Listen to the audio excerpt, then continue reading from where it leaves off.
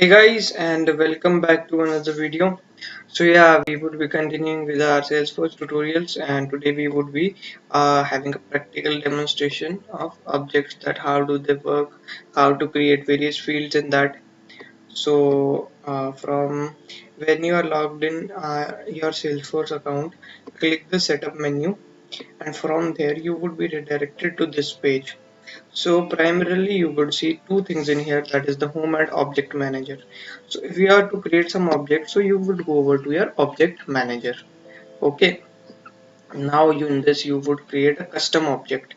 Okay, because I have already discussed that we only have the power to create custom objects. Say standard objects are always pre-built. Okay, so in this I would be working I would be creating just a demo, something like student.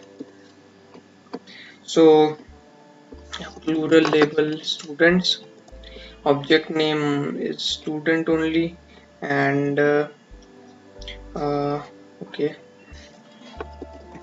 number. And from now I would be demonstrating you how it is displayed.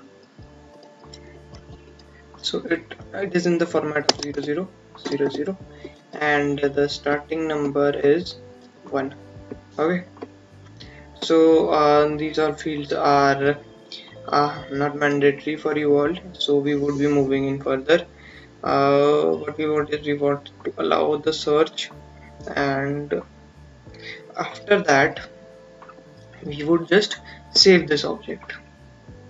Okay, this allow search is also optional, but yeah, if you want you can do this. So see, what happens is your student object is created, that you have created, guys.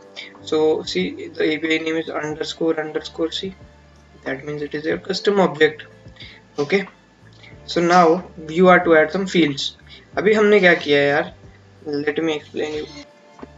See, what have you done is you have taken this table and just created this is what you have done till now. So I hope you understood till now. Now you want is to create rows and columns. So how to create them? Go to field and relationships, go to new. See, one thing to remember, there are four fields, 1 2 3 and 4.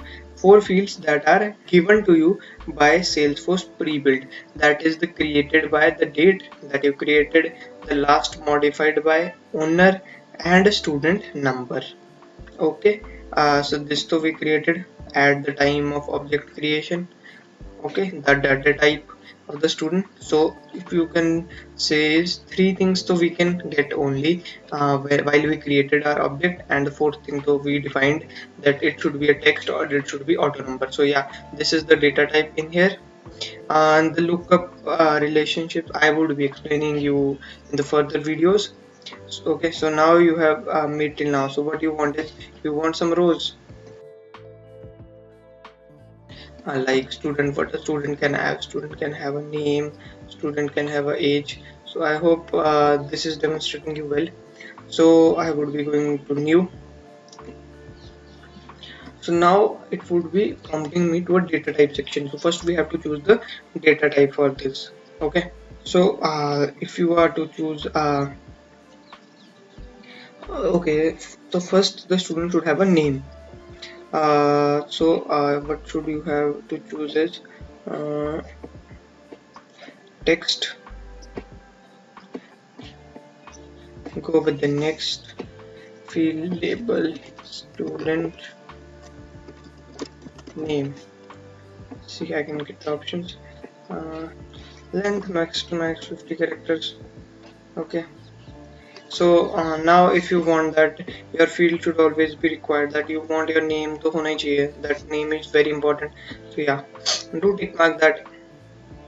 Okay, if you want your unique name, but yeah, your names can be similar because two people can have the same name, so unique does not make this a better approach. But yeah, it's up to you that you want only unique names, you can do as you want. Do next,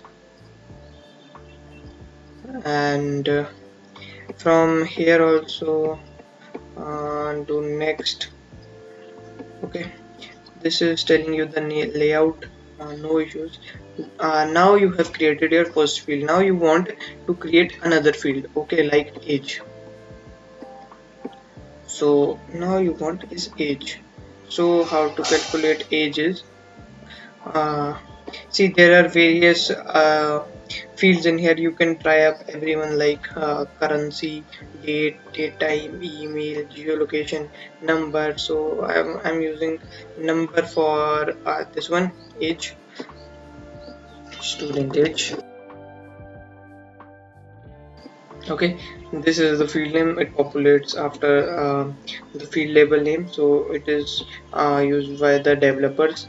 So there is no space in between, so it automatically populates in underscore. Okay, so do you want this to be required? Do you want this to be unique? So that's up to you, but I would be just demonstrating you. So this but do check that this visible profile is visible to your Salesforce administrator, because at this point of time you are your Salesforce administrator, so you have the topmost priority in the Salesforce ecosystem at up till now. Okay,